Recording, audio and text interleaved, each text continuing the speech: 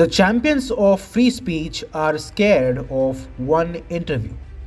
We're in Moscow tonight. We're here to interview the president of Russia, Vladimir Putin. We'll be doing that soon.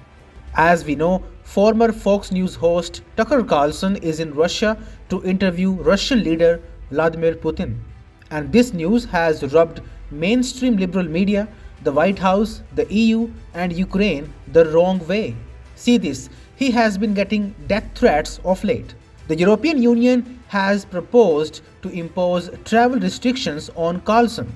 And then there is Ukraine, which wants to kill the US journal altogether. Back in June last year, he was placed on the so-called kill list by the Kyiv regime. Tucker says he is in Russia to do his job, something that Western media has completely abandoned to favor the narrative set by a few elites. Here's why we're doing it. First, because it's our job. We're in journalism. Our duty is to inform people. Most Americans have no idea why Putin invaded Ukraine or what his goals are now. They've never heard his voice. That's wrong.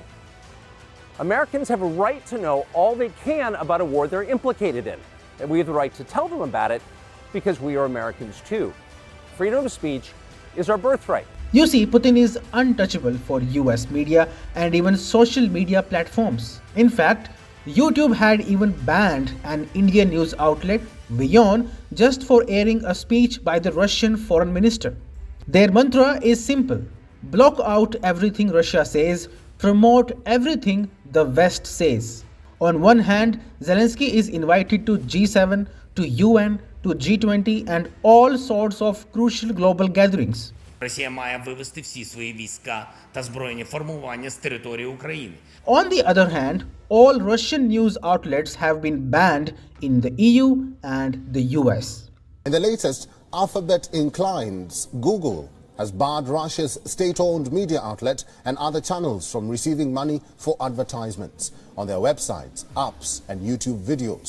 Google has further banned downloads of Russian state-owned media outlet RT's mobile. This regime, as hypocritical as it is, has been in place for more than 2 years now. All the while, the information has been flowing one way. But now, possibly the most popular media figure in the West is going to interview Putin. This is insane. This is crazy. The liberals might have realized their monopoly over information is no more intact. Through Carlson, Putin would be talking to millions and millions of people in the West, something that the liberals had been stopping for 2 years. We are not encouraging you to agree with what Putin may say in this interview, but we are urging you to watch it. You should know as much as you can, and then, like a free citizen and not a slave, you can decide for yourself. Now let's see some reactions from liberal media and how they are traumatized. Enjoy this.